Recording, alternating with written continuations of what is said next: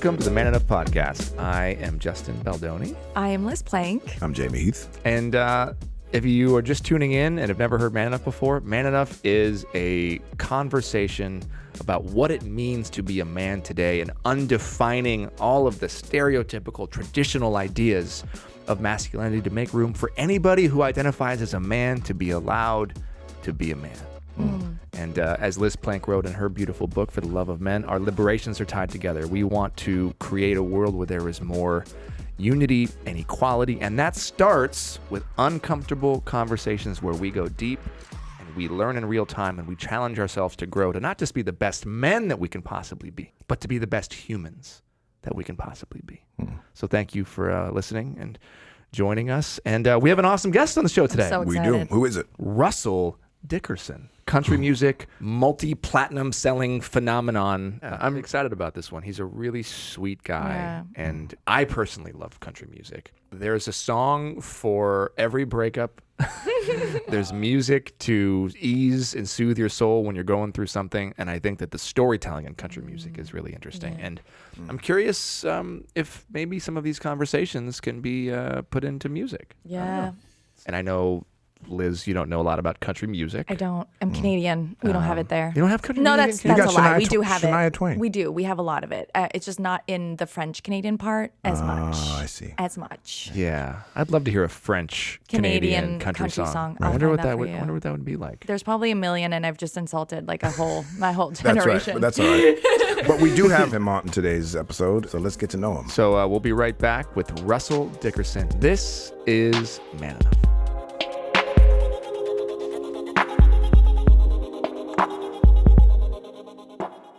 Hey, Liz Plank. Hey, Justin Baldoni. Are your thoughts running in endless circles in your mind? Yes. Do you meditate? I try. I attempt meditation every day. Have you ever tried the Headspace app? I do. Actually, I've used it since 2016. Someone recommended it to me because I was a basket case.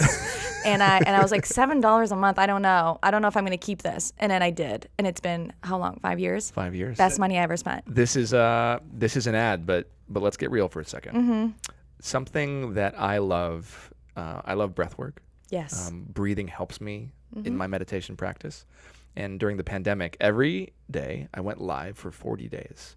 And I taught my audience breath work. Yeah, I was and part of one of box breathing. those. Yeah, I remember, Yeah. yes. You want to do a little box breathing? Yeah, let's If you're do it. listening to this right now, and if you have any feelings of stress or anxiety in your body, take a second. If you're driving, don't close your eyes, for God's sake. You can do this with your eyes open. All right, we're gonna just do a round of box breathing. Great. Okay? Box breathing I is need very it. simple.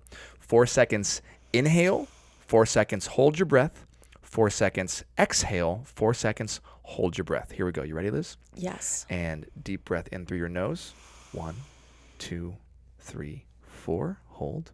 1, 2, 3, 4. And exhale through your mouth. 1, 2, 3, 4. And hold. 1, 2, 3, 4. How do you feel? What? How did you do that?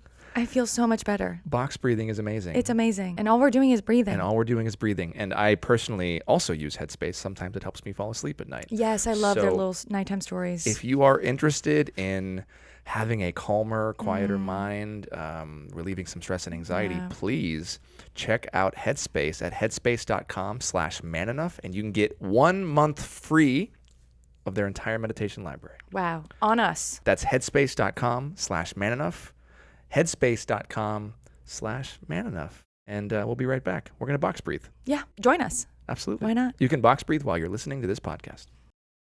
Hello and welcome back to the Man Enough Podcast. I'm Justin Baldoni here with... Liz Plank. And Jamie Heath. I feel like you were going to sing. You were gonna and I sing. stopped. Yeah, I didn't commit. Is that because of who we have commit. on with us I think today? it might be Yes. because I'm we have... intimidated. How would we sing? Can you sing your name, Russell? Should you do like low? Like Yeah. Russell Dickerson. Wow. I want to hear a sing. I felt Jamie, right. Jamie, what's your version of that? Go ahead. Oh, I don't sing no more, man. What are you talking about? You don't sing no more. I don't sing no more. Jamie, you have a on. Grammy. We're gonna sing no I- more. I Come do. on. What? Sing. Hold on, sing. Go ahead. Sing, No, sing man, your that's name, not how please. this works, man. We got Russell here. We want him to sing. He just did. Scooby-doo-ba-ba-ba-dum-bow. I like that. Wow, look love at it. this guy. I was Why don't we waiting on- introduce who he is? Liz Plank. Yes. So we are joined by Russell Dickerson, the multi-platinum singer, songwriter, and country music superstar, a devoted family man with his wife and muse, Kailey. He has spent the last decade establishing his place in the country music scene. He has a lot to sing and talk about, and I can't wait. I really can't wait to see what's in store for this conversation, because he's been funny so far. Cracking jokes. He's already laughing. What do you? He can't even. He's got all the clips. He's already. No, that was good. It's like you're reading the notes, and it's like, and I can't wait. Oh, this is where I actually talk. I really can't wait. I really can't wait. We're having a conversation about masculinity, deconstructing all the myths of masculinity, the things that we've been taught since we were boys of what it means to be a man in this world, and undefining those things to make room for anybody who identifies as a man to be a man, so that we can set ourselves free. And as Liz Plank writes about in her book, For the Love of Men, because our liberations are tied together. The equality of women and men depend on us men freeing themselves.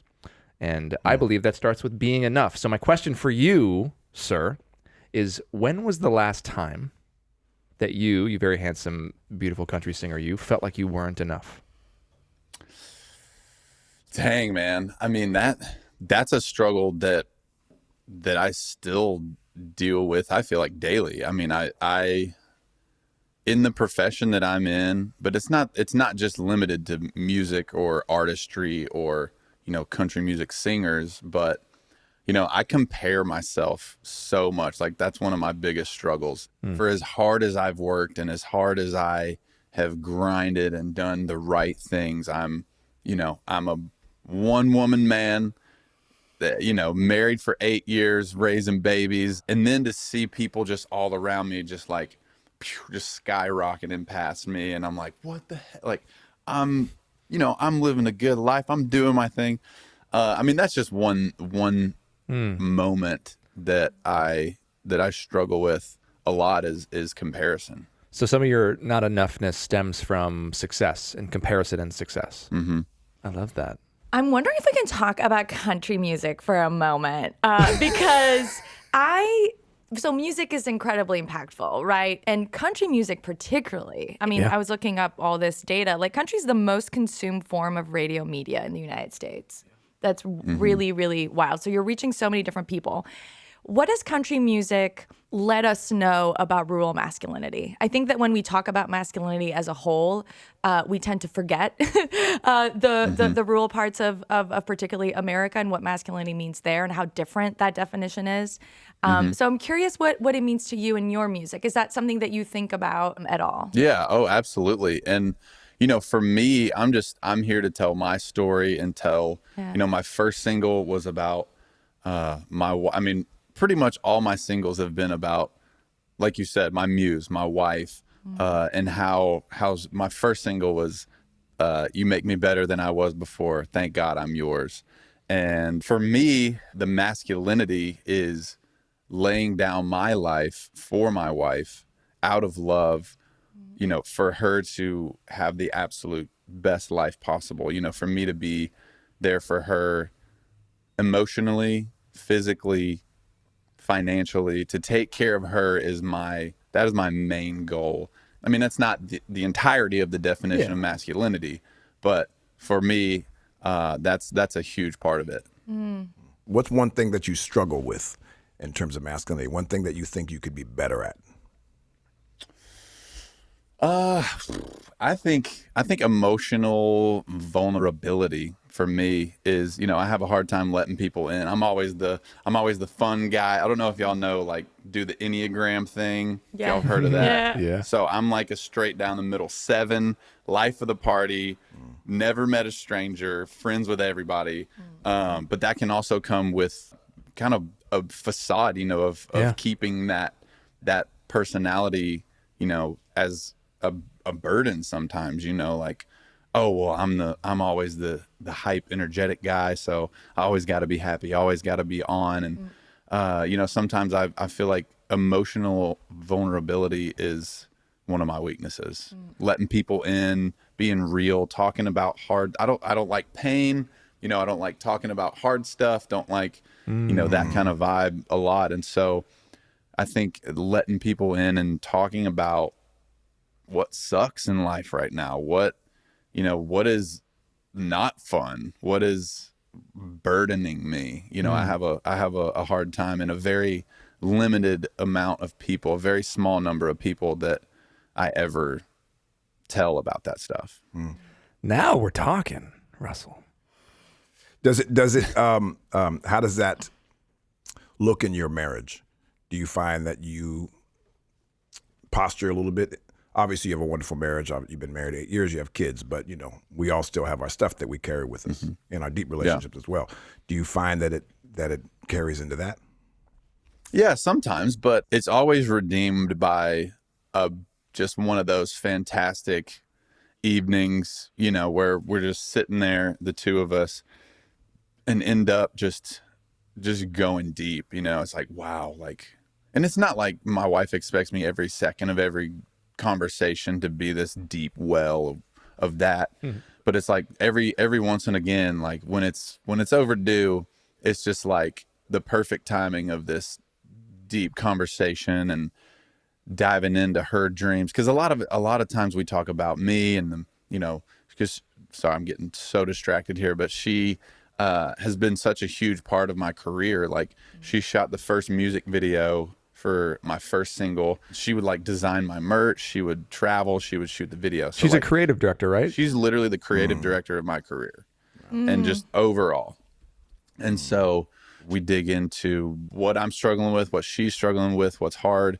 We love talking Enneagram. She loves it. And breaking down how I reacted to a situation and how I can make it better, because my 7-ness of just avoiding blah, blah, blah. But so what is that masking? This, sort of happy guy, fun, because I do that too. I so relate to that, joke, joke, joke. But that's a way to protect myself. What do you think that you're protecting yourself from? Probably rejection of just not my feelings not mattering, or also I just don't want to burden people with my junk, the less people that I can burden with my junk. That sounds weird. Sorry. We can edit that out. We are so keeping it. Okey We are dokey. so keeping it. I love how deep this is, though. This is great for me. Like I said, there's a small number of people that I open up to and share my burdens with. And so I just think part of it is keeping that number as small as possible, that not just blah, this is my junk, this is what I'm dealing with. I think, I don't know, it's just part of me wants to keep that as minimal as possible. Yeah.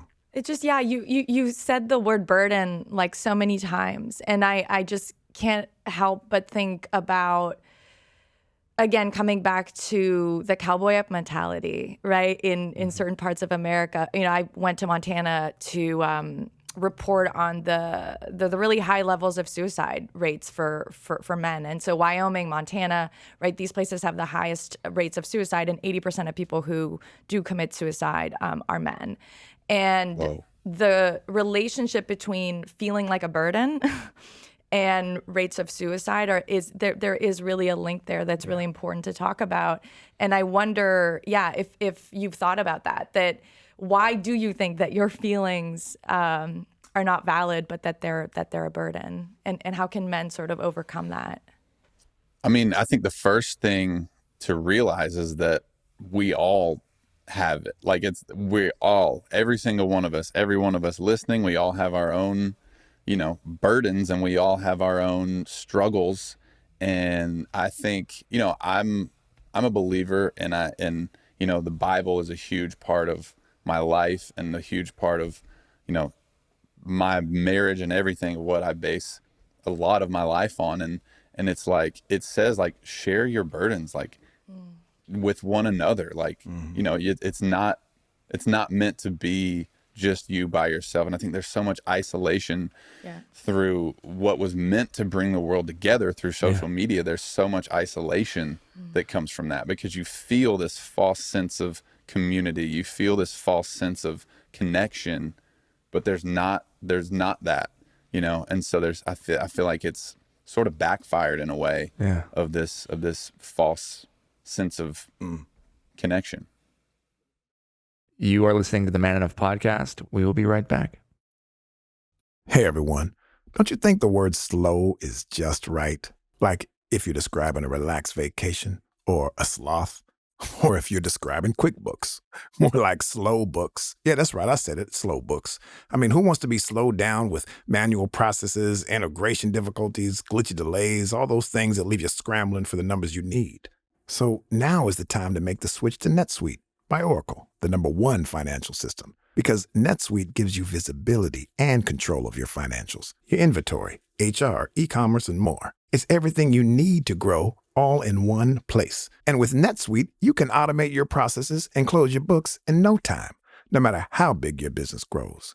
But failing to switch to NetSuite will leave you stuck trying to make sense of your books while your competitors sprint ahead. But check this out. Right now, special financing is back. NetSuite is offering a one-of-a-kind financing program only for those ready to switch today. Head to netsuite.com/manenough right now. Get special financing at netsuite.com/manenough. Again, that's netsuite.com/manenough. All right. Welcome back to the Man Enough podcast.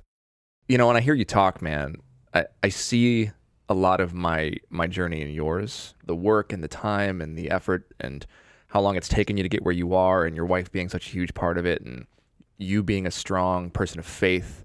I have all of those same things. I was raised in the Baha'i faith, as Jamie was, and at the end of the day, we believe we are here to love and to be of service and to know and love God.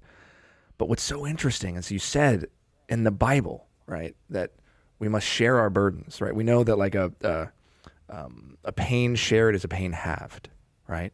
Kevin Hines talks about this. Kevin Hines was one of, I think, 8 people to survive jumping off of the Golden Gate Bridge. And here we are living in a time when we have so many amazing, beautiful men that are Christians, that are Muslims, that are Baha'is, that are all of these things. And yet we're not following the scripture. We're not following the teachings of our own faith that tell us the secret and the keys to happiness. Mm-hmm. Instead, we're stuck in these myths of masculinity, right? And one of the reasons I was so excited to have you on, especially as a country musician. By the way, I love country music. Grew up in a small town in Southern Oregon in the country. Yeah. I was a radio DJ, and I was a DJ on the weekends at a country station, actually. Cat Country. Cat Country. Cat Country is what we called it. Would make music videos about, from Colin Ray songs, who was my favorite artist. And one of the things I loved about country music was that there were men like me sharing about pain. But what I find interesting is it was never sharing about, it was never like truly vulnerable pain. It was always like pain that was about a breakup or about love. Like I love, yes, you love your wife or you love your girlfriend or you love that girl but it was, or pain about the, the loss of something, but it wasn't like the true vulnerable stuff that I think we have such a ripe opportunity for, especially in country music, you especially, right? Like, what are the things that we never talk about? You don't want to share your burden, but what if you wrote about it? Like, what are the things, like grief is an example, the grief of losing somebody and what that's like, the grief of the pressures of success and not feeling enough. Like, these are the things that I'm like, wow, what would that be like if somebody like you with a huge platform in country music were able to share those things in song? Because when I see my good friends who come from, places like you, who come from the Midwest, who come from the South, they're some of the best people that I know. However, they are also trapped. A lot of these men are trapped and they can't share their stuff with anybody because they know their boys, the good old boys, are going to make fun of them or call them names or be like, oh, come on, man up, you know? And yet here we are. We're sensitive, emotional, kind, loving men who love the shit out of our spouses. And yet we're trapped in the greatest myth of masculinity, which is that we got to do it alone. That we can't reach out and ask for help. But yet we're told that we got to be there for everybody else. We got to provide. We got to protect. Like you said, you got to be there for your wife. I got to be there for my friends. I got to be this. But who's going to be there for us? We can't put that burden on our wives, right? On Kailey, she can't be your therapist. So I'm just curious, like when I say all these things, what comes up for you? Who do you talk to about your stuff? Can you talk to your boys about your stuff? Do you go to therapy? Do you believe in therapy? I'm asking you a ton of questions, but like as I say all these things, what comes up for you? Yeah, no, one, absolutely. I believe in therapy. I think previous generations have shied away from it because it's embarrassing to need therapy and to admit that you're at a point where you need therapy. I think it's great. I think, I think there's a lot of great therapists, especially here in Nashville too. There's this thing called Porter's Call here in Nashville, and it's a free counseling, all donation-based counseling for artists, like specifically for touring artists. And so that's been a huge asset to us. When we were in quarantine, we hopped on Zoom with our counselor and did marriage counseling right there, and absolutely believe in counseling. I do believe in over counseling too. I do believe that there is like a, it can if that's a whole different No. thing, But I agree with you. There's an over dependence. Is that what you're kind of referring to? Is this idea that like? Yes. But I think that's just a symptom of bad counselors. Because I think Very good possible. therapists do not want you to rely on them to make decisions. Absolutely. Good therapist is about building a foundation. Like that's good therapy. Bad therapy is about the exchange, the transactional exchange, where it's like, oh yeah, just call me before you make a decision. That's fine. Yeah. Like, Just recreating the codependency. That's the problem. So you believe in therapy, which I love. I can't wait for your next album, and I would love to hear the song about therapy. That would be awesome. Men in therapy. It could be funny because you're a funny dude. I can just whip a song up real quick right now. Do it. Grab the guitar and And then we'll whip it all up be right quick. co-writers on that. You are listening to the Man Enough Podcast. We will be right back.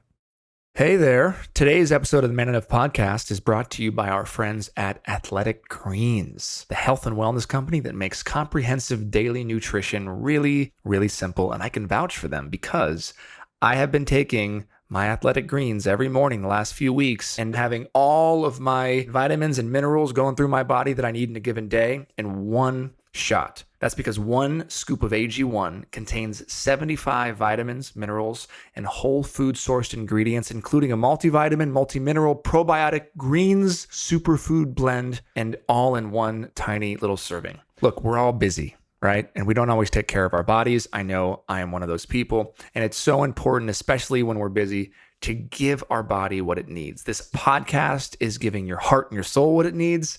And I'm in full support of making sure that we're all taking our vitamins and minerals and giving our body what it needs. One of the other things I love about Athletic Greens is that they are evolving as their research evolves. It's like what we're talking about on Man Enough. We are always evolving. We're always trying to get better. We can't be stuck in the past. And while most nutrition products come to market never evolve, Athletic Greens is obsessively improving their AG1 based on the latest research. They've had 53 improvements over the last decade and counting. They continue to invest high quality and reputable sources of each ingredient, and they go above and beyond. So join the movement of athletes and lifeleets and moms and dads and rookies and first timers and everyone in between and take control of your health and put the good stuff in your body. And to make it easy, Athletic Greens is going to give you an immune supporting free 1-year supply of vitamin D, which is so critical, especially right now, and 5 free travel packs with your first purchase if you visit athleticgreens.com/manenough today. Again, simply visit athleticgreens.com/manenough and take control of your health and give AG1 a try. You won't be disappointed. All right, welcome back to the Man Enough Podcast. Another question, you said, who do you talk to? And I mean, I think it's great that you're calling this stuff out, man, because I'm just unpacking everything that you just said because like, I do think country music and the good old boy mentality is real. It's like, it's and I was raised in this. I was born and raised in around good old boys, but it's not even just good old boys. Like I feel like there's that mentality everywhere boys. with men. Yeah, it's just men and boys. Doesn't matter where you're from. Yeah. I always feel like I've been the more like emotionally aware, like I'm like, hey dude, like I don't know, not that I'm like pouring out my heart to my my redneck boys all the time, but I do think that that's like a stigma, is like, yeah, you can't talk about emotional stuff. You're saying, like, yeah, like you said, just man up, like whatever, just get over it. And but I do luckily, thankfully, have a great group of guys around myself, and we all have each other. We all went to college together, and have I mean, we're basically family. And there's a couple guys specifically I'm very, very close with. I talk to every day just about, and we share struggles. My buddy would be like, hey man, what did you do when your marriage maybe got to this point? We get to talk about like, hey dude, like I've been down lately. Like that's awesome. I'm not that guy right now. Like I don't have the capacity to be everybody's hype man right now. And so it's awesome to have such a great friend like that, especially with a similar personality, to just open up emotionally and have you ever cried in front of a guy friend?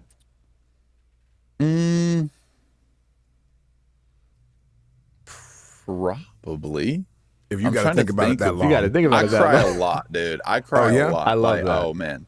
Especially like in church. Like I just, worship it songs moves me. Yeah, man. Like, yeah, it just pours out of you. I cry like a baby. I don't know about like a conversation of where I've like pouring my heart out and cried. I'm down though. Yeah, you seem like you are. That's one of the things I love about you, getting to know you and see you, is like just how you're in it.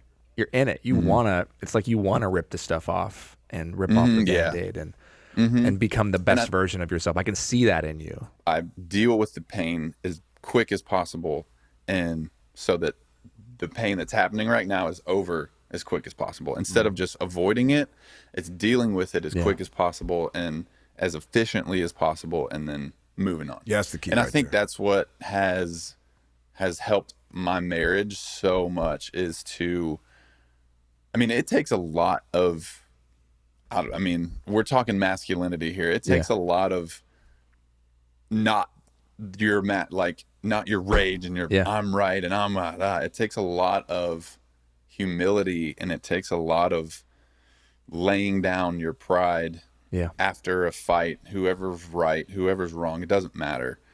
It takes a lot to lay down that pride and to walk up to my wife, who is, she's already turned on Jane the Virgin to watch it. She loves that show. Oh. And she's just like chilling, watching. And it takes a lot for me to be like, hey, I'm sorry, to say I'm sorry, and to move on as quick as possible, and to, what I mean, to just do away with it. Well, let's talk about marriage for a second. We had my wife on the show. My wife, Emily, came on the show. And we also had one of our best friends, Jamie and I's best friends, Andy Grammer, who's also a musician. Andy Grammer? Yeah. Yes. Good dude. You guys should definitely do a song together. I can see that. I'd love to. He is fantastic. But one of the things I heard you say earlier is just how your wife is your muse, but just how she's been so involved in the success of everything. And one of the things I've had to learn in marriage, because as a man, naturally, I can just take up space. And because I'm taught that. We're taught that as men from a very early age, to just take up space. The world is ours, right? It's part of the patriarchy. And women are taught to just make sure that you create space for men. And one of the things I learned in my marriage, because my wife is my muse as well, and so many of the conversations were about me, is that for a long time I was taking up space and not realizing that that our entire universe was revolving around me. And it wasn't until I sat down and had a real come to Jesus, if you will, I realized like, oh my God, I have been unknowingly taking up and sucking all of the air out of this marriage. Because our conversations were predominantly about me. I would ask her advice and opinions. I couldn't do anything because I trust her so much, as I know you trust your wife. Her intuition is so spot on, and if I'm ever in my shit or if I'm doubting something, it's her. But I wasn't I'm talking early on in our marriage, I wasn't creating the space for her to thrive. How was I supporting her dreams and ambitions? You know, the unpaid labor of being a mother. And all the work that goes into that makes it possible for me to go out in the world and be Justin. What was Emily? And I had to really switch that around. And I'm wondering if you've had any of those kind of moments in your marriage. Because I just think it would be really awesome to hear from someone like you who has so many fans, especially in the country music world. And especially in a world where so many marriages revolve around what the man is doing and the man working and things like that. That's great to hear because like when I started, every record label in Nashville said no. This is just a little backstory. Literally, we were forced. I was like, well, screw it. I'm going to start my own record label. Like, I've got nowhere else to go.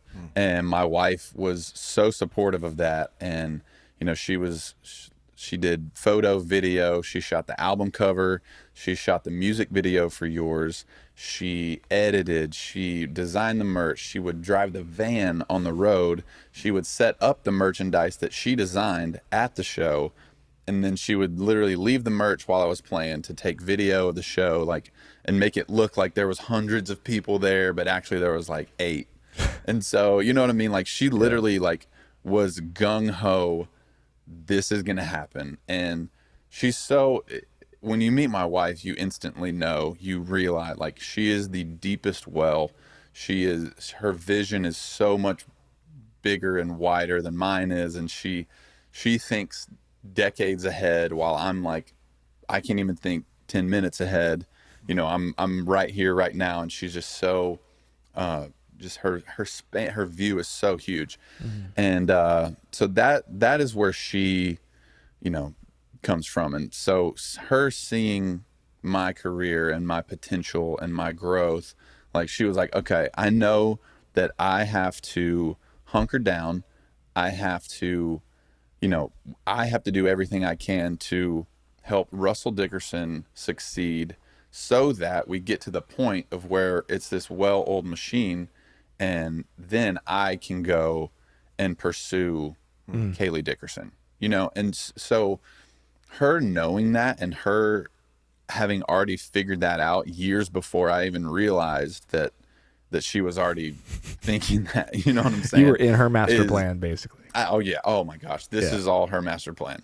And so it got to the point to where, you know, now we have, I have 15 plus people on salary, on the road, production, tour manager, and we have our own bus, just me, my wife, and baby. And so it's now to the point to where it's like, all right, it's time for Kailey. And I love, like, I could cry just talking about it. I might cry in front of a man today. I might cry. Two men. Talking about my wife. And so because she has been so dedicated and so passionate about what I've been doing for the last decade that I can't wait to reverse those roles and be her biggest cheerleader. Like, I want to set up her merch. You know, I want to be her hype man. I want to introduce her, and she's written a book, and she's as well starting a podcast, and she just signed with a network, and this whole deal is coming together. And like, I could not be more ecstatic to now be her cheerleader. I started her nickname Counselor Kailey because I'm like I said, I'm the high. If we're all hanging out, group of people, party, whatever, I'm the loud one. I'm the obnoxious, just over the top, probably doing a backflip off the counter and shotgunning a beer. You know what I mean? Like, that'll be me. And she's literally, no matter if perfect stranger, industry party, it could be freaking, you name it's wife, and they're over in a corner and the person's crying because Kailey knows exactly what questions to ask to get people to just open wide up, man. And it just, and she loves that. She loves just going deep with people. She hates small talk. and I can small talk all day, but she hates small talk. She's straight to the heart. She prepared you for this podcast then, clearly. Honestly, without her and her wisdom and just constantly digging and pushing me to open up more, I would be a very different man. Hey, Liz, tell me what you feel when you hear him say all that. I feel really happy that you're giving your wife so much credit, right? That like, because in all of the research and all the reading we were doing about you, it really does seem like she ran and was almost like your tour manager in many ways. Mm-hmm. And I'm not sure she always gets that credit in the way that even, Emily, when Emily came on the podcast, that women are often told like, oh, like you're helping him so much. But sometimes it's like, I'm doing more than just sort of helping, right? I'm managing. And I'm curious, just speaking of women who don't often get a lot of credit, the genre, the country music genre has a lot of gatekeepers. I think it's probably the most, of all music genres that really, for example, radio plays have a huge impact on whether a country artist makes it. And in your case, right, you can get to where you needed to be because there were all these gatekeepers. But for women, it's even worse. So there's, all this research showing that even the number of female artists, country female artists who get airplay has gone down. That it used to be like a third. And now it's 11% of airtime goes to female country artists. So I'm just curious, like, how do you ensure that you're also giving credit to those artists, or how do you make sure as a man now that has worked very hard to establish himself is sort of amplifying the women within the genre as well?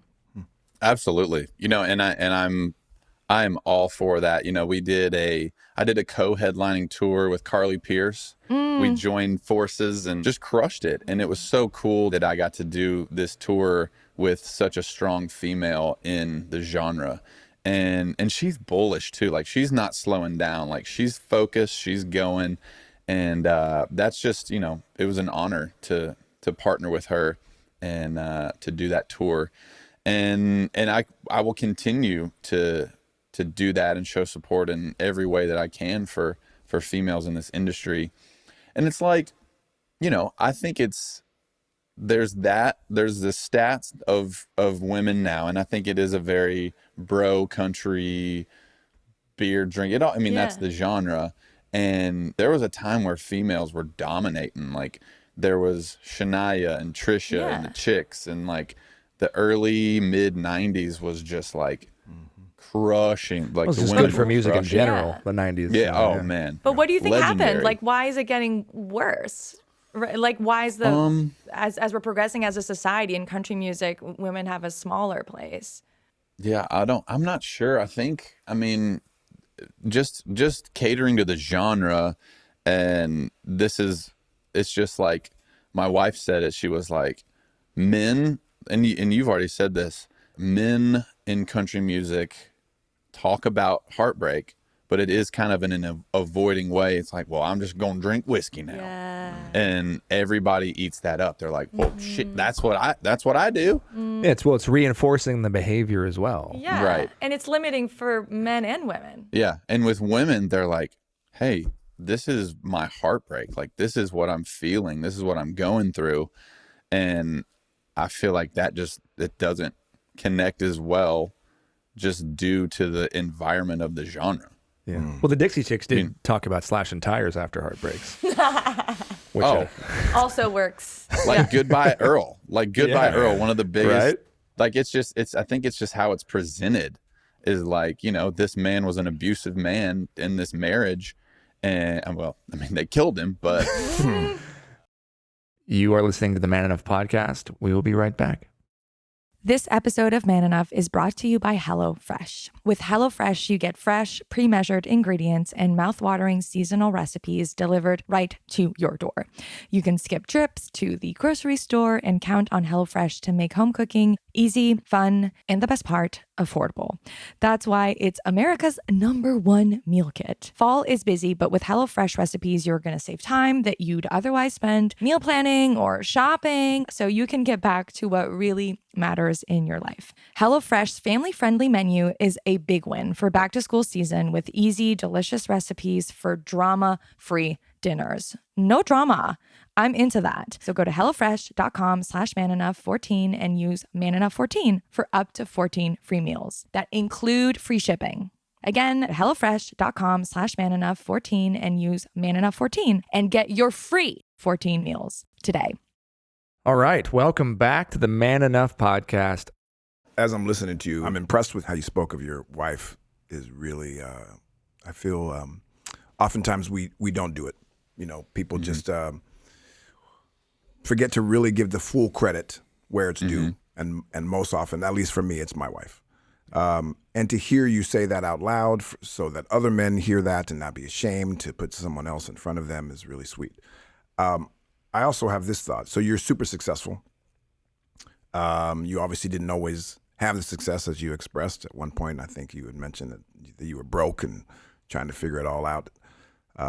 So thank God that you've been able to find yourself in this. But also with this comes like a huge responsibility, right? Because I read something that you have a sweet relationship with your grandmother. She passed when your son was born. Is that right? Mm-hmm. Yeah, same day. Same day. My grandmother had shared something with me. So my whole life has been raised in the music industry, and it was clear that was going to be my path. When I was 13, my grandmother takes me, I remember this day, holds my face and says, "My love, you will be super successful. You have an opportunity to make a lot of money, to move a lot of hearts. You're charismatic. You have all this stuff. People are going to love you, and that's great. But if you forget the reason why God gave you this gift, he can just take it away. If you don't use it to serve humanity, to serve others more than yourself, he'll take it away. So if you want a big house, you can have a big house. Just make sure you host youth gatherings there. If you want a wonderful Rolls Royce, you can have it. Just make sure you drive people around in it. If you want this great studio, you can have it. Just make sure you serve and record people who can't afford to do otherwise. Make sure you remember that this stuff belongs to God and not you. And so long as you do that, then God can use you and champion you because you're thinking about humanity. So I forgot that for a minute, right?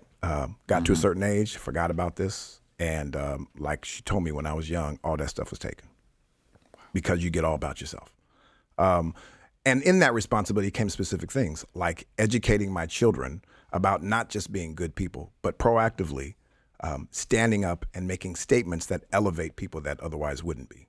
Right. So in this case, we're talking about masculinity. And oftentimes the bad end of that is that women are suppressed and that their voices in country music and hip hop music, their voices in companies as CEOs of the world, of leading the charge in politics and so much are oftentimes suppressed because we're idiots sometimes.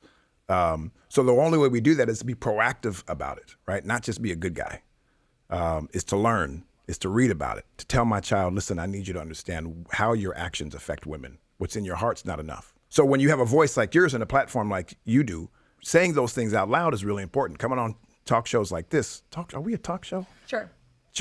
Like a podcast like this, gives that voice of yours more value because you're speaking of things like this. So I hope in your life, and I'm sure you are, so forgive me if you're not doing it, but that you continue, and with your children, that you remind them that, as I say to my son, the most important thing you can do is get out of the way of women, stand for women, make sure you work on yourself so that the world can fly more balanced and not be unbalanced as it is now.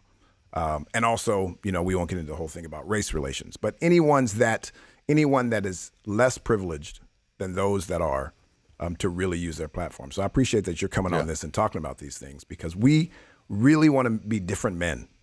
Otherwise, this crap keeps going. Yeah. So I appreciate you doing about it. I love it, man. I'm honored to be here. I want to ask one more question just about marriage. We've talked about all the awesome things. Tell me something you struggle with. Yes, sir. Because your marriage sounds amazing, and it is. And what I think is important for audience members to know is that you can have an amazing marriage and still have shit you're working on and struggling with. Right? Like that's the misconception about therapy is like, oh my God, I'm broken if I go to therapy. Fuck yeah, we're all broken. All of us, every single person here. And that's the beauty. That's why God loves us, because we're broken. Yes. So That's when we have the most growth. Is Exactly, when we're in the you know, struggle. Yeah, probably my biggest thing would be like impatience of just quick snap. It's like, you know what I mean? Like a quick, like, and that really hurts her, you know, to with how patient she is with me and how patient she is with everything in life. And then one little thing for me just doesn't go right, or she says whatever. And then I just like snap, you know what I mean? Like that. That's definitely the thing that I probably had to work the hardest on. have you looked at why you do that? Not in a deep. Because Not to what's su- not to interesting too is deep just of a- because I go to therapy so much, one of the things that's what you said earlier was how you don't want to share that burden and how you hold so much of that for so long. And what I've learned in my life is when I'm the snappiest is when I have the most unexpressed feelings. When I'm not sharing my like burden and my shit that I'm struggling with and my things that make me angry or my sadness, that's when I'm short. Yeah. I think one for me could be like embarrassment in front of other people. In any sort of, I mean, there, in any way, you know, it's like, and she never would do it intentionally. And I'm just like, Oh, she might It get a little just- too real in front of someone else, or maybe, yeah.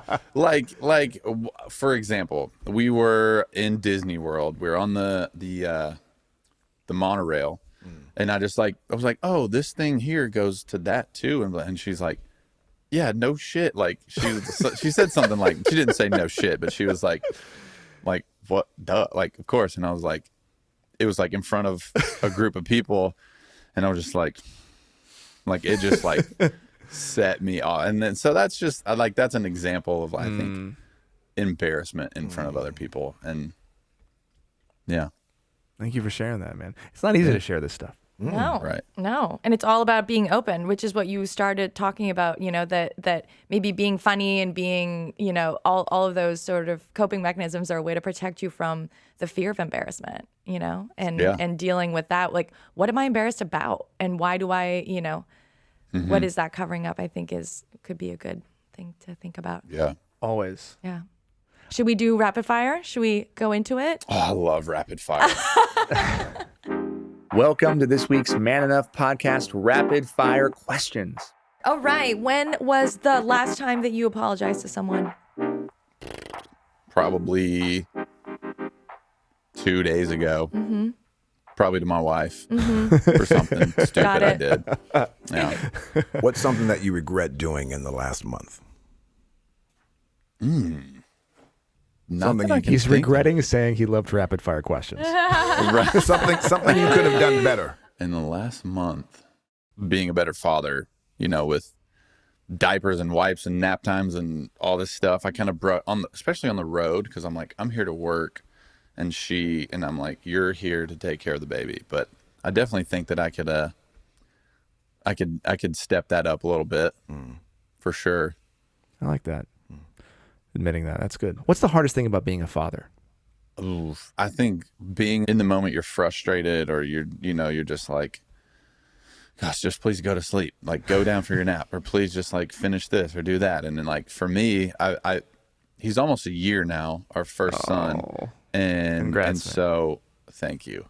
And it's like he's a year, and I'm like, it's not like where's the time going, but it's like I'm realizing like it's like that movie Click, where it's like just fast forward through the bath time, like just let's hurry up, get him down. And I've realized it's hard for me to stop and, you know, in the moment of him crying, or him just in the moment of being everywhere all over the house, is like, this is amazing.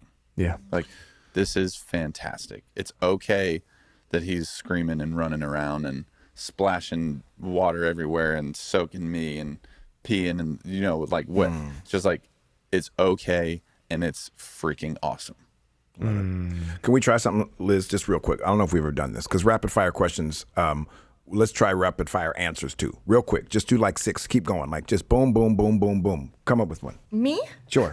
Text or call? Voice text. Ooh. Love a third option. Voice memo. Hardest thing about being a husband? Laying down everything I want to do and putting her above that. One thing you wish you could change about country music. More love songs. That's just my vibe. What's the most important thing that you've learned from your wife? How to communicate, not just with her, but with other human beings, to communicate on a deeper level than just surface. One thing you wish you could say to your father that you haven't. Ooh. That I haven't. One thing that you said to your father that was meaningful for you or to him? I mean, I feel like there was a point in time where he was seeking forgiveness from me, and it was just instantaneously, no question, no, holding that over his head or anything. It's just like, and it was such a natural response too. And it wasn't like a mustered up, oh yeah, I forgive you, it's all good. Yeah. But it's like, oh, you're my father. Like, zero question. I forgive you. I love you. You're amazing. This actually bleeds right into a audience rapid fire question. Are you ready? Ready? From Yvonne Ark. What hurtful childhood experiences can be avoided by future parents to help raise more happy boys and men? I think it's letting, regardless of what society has set as a standard, regardless of, what, for me, image was a lot of my upbringing, and it's not to my parents' fault. It's not to, it's just how they were raised and how their parents were raised is, you got to have it all together. You got to have all your ducks in a row and clean cut, nice clothes, whatever. And for me, I was like a punk metal kid, and I was wearing like tight pants, black band shirts, and just like, it was definitely my rebellious teenage phase. But that was like a big dividing factor. And I hope that I would be the parent that lets my kid explore that and lets him, be in a metal band and just scream his heart out and play his heart out and, and do that. I hope that I would let my kids, I'm holding myself accountable. I will let my kids explore, different avenues of profession or, whatever. I hope that I would be that parent. I love that. All right. Final few questions here. You have a time travel device. You can go back in time to 7, 8, 9-year-old Russell. What do you say to him? What do you want to tell him? Start writing songs a lot earlier would be the first thing. That's a good one. I mean, really with the journey that I've been on the last decade, I feel like it'd be more broad than that. It's not even career based. I wasn't even thinking about career, because so often I think we're just so focused on career as men, especially. But I'm talking about, what do you wish you could tell 7, 8, 9-year-old Russell to alleviate some of the pain maybe that you experienced as a child or as a middle schooler or high schooler, or just life advice that you'd want to give him? I would tell him, you are going to be this fun, outgoing and guy. And I think, being in the spotlight in careers, as can dim that light, that just pure light that comes from your teenage years and into your early 20s. And now, here I am 34, and I feel like I've sometimes have lost that original sparkle, that pure, just, I don't care what anybody thinks, crazy, over the top. And I would just tell them, that's going to be a part of your life, and just preserve that as much as possible. Cause I feel like I'm in a kind of a reconnaissance mission, right now to rediscover that. And now you have a time travel device, and you can go forward into your future. You're an observer at your own funeral. What do you hope is said about you and the way you move through the world as a man or as a father? Man, I just hope they would be like, RD did everything 250%. You know, he loved everybody over the top. He lived life over the top. He, you know, just loved his family, his kids, his wife, everybody around him, loved him over the top. That's what I would hope, just over and beyond in all those aspects of life. Liz, you want to ask the final question? Based on Justin's book and what you have learned so far in our conversation, what does it mean to be man enough for you? Oof, so good. I love that we're having this conversation and it's just like A deer head? just Gotta just get the, driving that gotta country get the deer music head in the frame. masculine. Yeah. It's not. You already said it's not your house, though. I noticed. It is my deer, though. Oh, it is. It's not your house, but it's your It is. deer. Yeah. What is being man enough? What does it mean to you to be man enough? I mean, I think it looks different for everybody, but I think it is right where you are. Everybody has the ability to be man enough, and it's not something that I feel like it's not something that's accomplished. It's just something that you are. And I think every man is. Well, Yeah. let me just tell you, in case you didn't already know, Russell, that you are enough. Thank you. And Thank you, we're my so man. happy you came on this show. I love your Yes. music. I think you're Thank so you. damn talented. And I Yeah. can't wait for some of these new songs that you might end up writing about grief and sadness That'd be and great. therapy and equality. We're waiting for it. We're ready. Yeah. Yes. Because you're so talented, man. You Yeah. have such a gift, and it's so clear God's working through you. So keep going, Indeed. brother. And we so appreciate you taking Thank the time you, to man. be with us today. Yeah, man. Yeah, this was a special one, man, because usually it's about the accomplishments and the accolades and the plaques and whatever, but this is what it's all about. This is the real Yeah. deal. That's what we want and from you, man. We want the Yeah. real my That's stuff. what we wife care will be about. so proud of me. I can't wait. I can't wait to. We should have you back with your wife I on the know. show. We gotta I'm have such a you fan. and Kailey. We gotta. She Let's do sounds it. awesome. Let's Yeah. do it. I mean, she is a huge fan. So Well, I can't wait to meet her. Russell, thank you so much for being here. And all right, we'll do this again with Kailey. It'll be a great conversation. yes, let's And, do it. And for all of you who are listening, we will be right back with Jamie, Liz, and I. This is Man Enough.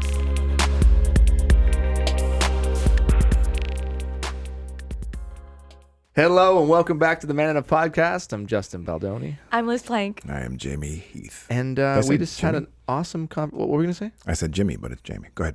Yeah, said Jimmy? Jimmy. You Did you said forget your Jimmy? name? Hey, why not? Who do we have a conversation with, Jay? Russell Dickerson, really sweet guy. What a sweet man. He is indeed. I am curious. We ended our conversation with him. Took a few minutes, as we do, and then we recap.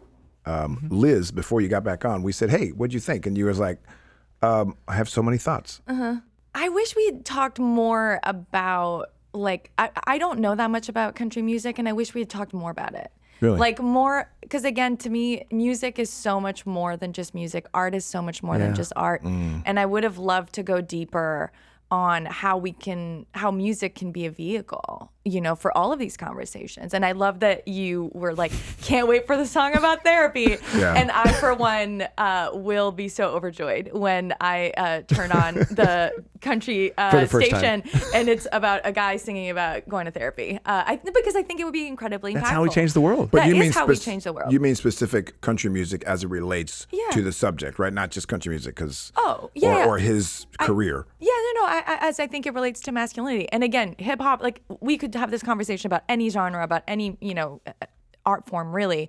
But I love. To me, country music has so much potential for masculinity and for conversations around masculinity. And I kind of want to know how that can happen. And I think Russell is a perfect example of I think a vehicle for that. Yeah. I could see him leaving this conversation Yes. because by the end of it, because he came in like a puppy dog. Yeah. He came in like that golden retriever, like he talks about, like the 7 anagram. Like he came in as the life of the party, and he ended.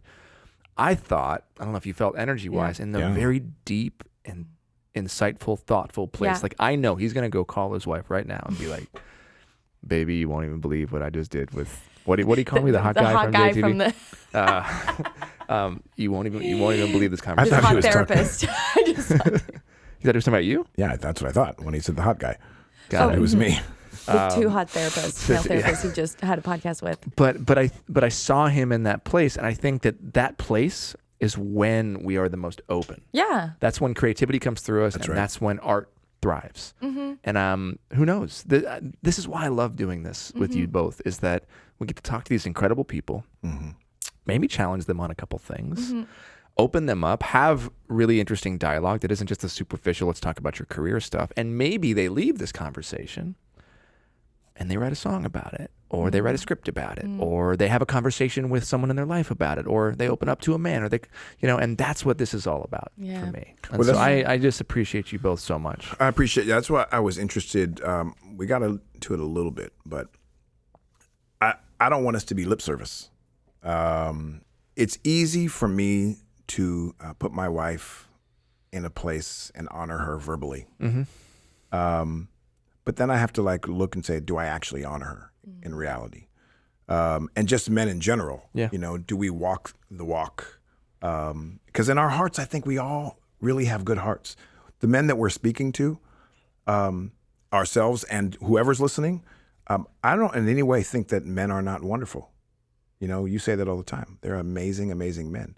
But amazing men still need to be mindful of how we walk. Yeah. And to be deliberate in change. Actions. In action. And I got to say, though, and it sucks to say this, but there's a tremendous amount of men who don't do what he just did. Yeah. Who don't put their wives up on a platform, who don't actually, I take that back because we've talked about not having platforms, but who don't credit, build their wives up and give them the credit for all the things that they do. And I know this because over the last 7 years, I've seen thousands and thousands and thousands, way too many messages from women about how low the bar is and how they just wish that their man or a man would recognize their contribution. So I just even think that, yes, we do. Of course, we got to walk the walk. But I still think there's a lot of men that need to hear this country music star. Yeah, agreed. Say what he said about his wife. And that made my heart happy to hear that. It does indeed. So we all got a long way to go. Long way. If you're liking the conversation and you want to hang out with us more and hear all the other episodes, if you've just stumbled upon this episode for the first time, check us out at manenough.com, or you can like and subscribe to us wherever you get your podcasts. And sit at the table with us and stay at the table and have these uncomfortable conversations and know that we are growing and learning in real time. We have not arrived. We're just beginning. Thank you for listening. And I'm Justin Baldoni. I'm Liz Plank. I think we say our name 5 times throughout this. We say our name is 5 times, but you called yourself, what did you Jimmy. Jimmy. So, all right. Guess we got to do it. We got to just practice. For those Till of we you, get it right. For those of you who are listening, we say our names so Jamie won't forget his. And what's your name? I am Jamie. And this is Man Enough.